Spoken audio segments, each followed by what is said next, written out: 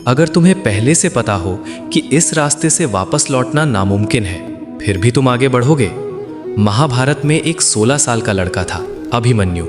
जब वो अपनी माँ के गर्भ में था, तब उसने चक्रव्यूह में घुसने का तरीका सुन लिया, लेकिन बाहर निकलने का नहीं। युद्ध का दिन आया, कौरवों ने चक्रव्यूह भेजा, पांडव सेना में कोई भी उसे तोड़ नहीं पाया। तब अभिमन्यु आगे आया। सब जानते थे वो अंदर तो जा सकता है, लेकिन बाहर नहीं आ पाएगा। फिर भी वो गया, क्योंकि उसके लिए अपनी जान से ज्यादा जरूरी था धर्म और कर्तव्य। अंदर जाकर उसने अकेले ही भीष्म, द्रोण, कर्ण जैसे महारथियों को चुनौती दी, लेकिन नियम तोड़ दिए गए। 7 योद्धाओं ने मिलकर एक अकेले बच्चे पर वार किया और आखिरकार अभिमन्यु गिर गया। लेकिन सच ये है, वो हारा नहीं। उसने दुनिया को सिखाया कि असली वीर वो नहीं जो जीतता है, बल्कि वो है जो सच के लिए आखिरी सांस तक लड़ता है। अभिमन्यु के गिरते ही पूरा मैदान शांत हो गया, लेकिन असली तूफान अभी बाकी था। जब ये खबर अर्जुन तक पहुंची तो उसकी आंखों में आंसू नहीं, आग थी। उसने कसम खाई कि अगर कल सूर्यास्त से पहले जयद्रथ को नहीं मारा तो वो खुद अग्नि में समा जाएगा। अगले दिन पूरा कौरव सेना अर्जुन को रोकने में लग गई। हर कदम पर उसे रोका गया, हर रास्ता बंद कर दिया गया। समय खत्म हो रहा था, सूरज ढलने वाला था। तभी श्री कृष्ण ने अपनी माया से सूरज को छिपा दिया। कौरव खुश हो गए, उन्हें लगा अर्जुन हार गया। लेकिन उसी पल अर्जुन ने मौका देखा और एक ही तीर में जयद्रथ का अंत कर दिया। सूरज फिर निकला और कौरव समझ गए कि ये सिर्फ युद्ध नहीं था, ये धर्म और अधर्म की लड़ाई थी।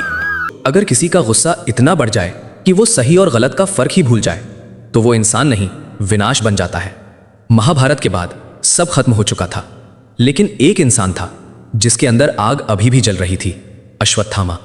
अपने पिता द्रोणाचार्य की मौत का बदला लेने के लिए वो अंधेरे में पांडवों के शिविर में घुस गया।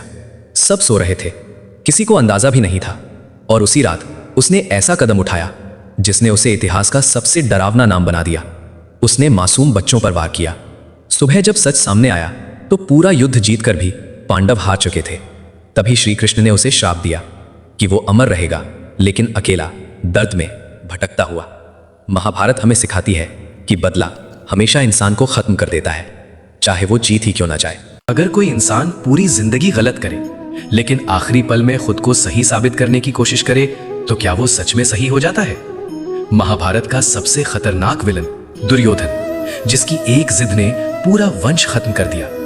युद्ध के आखिरी दिन वो अकेला बचा था, छिप गया एक झील के अंदर, क्योंकि उसे पता था अब मौत सामने खड़ी है। लेकिन भीम उसे ढूंढ ही लिया।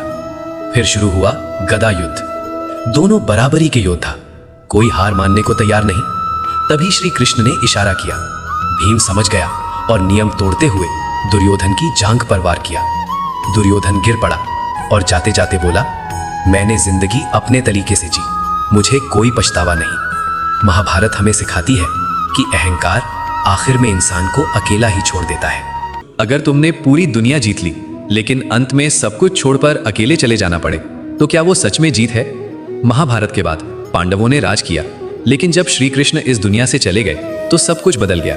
तब युधिष्ठिर ने फैसला लिया कि अब समय आ गया है सब कुछ छोड़ने का। 5 पांडव और द्रौपदी हिमालय की ओर निकल पड़े। ये उनका आखिरी सफर था। रास्ते में एक एक करके सब गिरते गए। सबसे पहले द्रौपदी, फिर भीम, अर्जुन, नकुल, सहदेव। लेकिन युधिष्ठिर बिना पीछे देखे आगे बढ़ते रहे, क्योंकि ये सिर्फ सफर नहीं था, ये त्याग की परीक्षा थी। अंत में वो अकेले स्वर्ग के द्वार तक पहुंचे। महाभारत हमें सिखाती है कि असली जीत सब कुछ पाने में नहीं, बल्कि सही समय पर छोड़ देने में है। महाभारत का युद्ध खत्म हो गया, लेकिन क्या सच में महाभारत खत्म हुआ? नहीं। आज भी हर इंसान के अंदर एक अर्जुन है और एक दुर्योधन भी। फर्क सिर्फ इतना है, तब युद्ध मैदान में होता था, आज इंसान के दिमाग में होता है। तब लोग धर्म के लिए लड़ते थे, आज लोग अपने फायदे के लिए। तब श्री कृष्ण जैसे मार्गदर्शक थे, आज लोग सही सलाह को ही इग्नोर कर देते हैं। तब एक गलती से पूरा वंश खत्म हुआ, आज छोटी छोटी गलतियां पूरी जिंदगी बर्बाद कर देती हैं। महाभारत आज भी हो रहा है, बस किरदार बदल गए हैं। अब सवाल यह है, तुम अपने अंदर के अर्जुन को जगा रहे हो या दुर्योधन को, जिसने पूरी दुनिया को रास्ता दिखाया? अगर उसका अंत ही सबसे रहस्यमयी हो, तो क्या वो सच में अंत होता है? महाभारत के बाद सब कुछ बदल चुका था। श्री कृष्ण जानते थे कि अब उनका समय भी पूरा हो चुका है। एक दिन वो अकेले जंगल में बैठे थे, शांत, जैसे सब कुछ खत्म हो गया हो।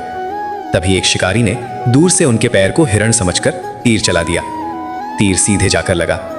जब वो पास आया तो उसे एहसास हुआ कि उसने क्या कर दिया। वो कांपने लगा, लेकिन श्री कृष्ण मुस्कुराए और बोले, ये सब पहले से तय था। और उसी पल उन्होंने अपना शरीर त्याग दिया।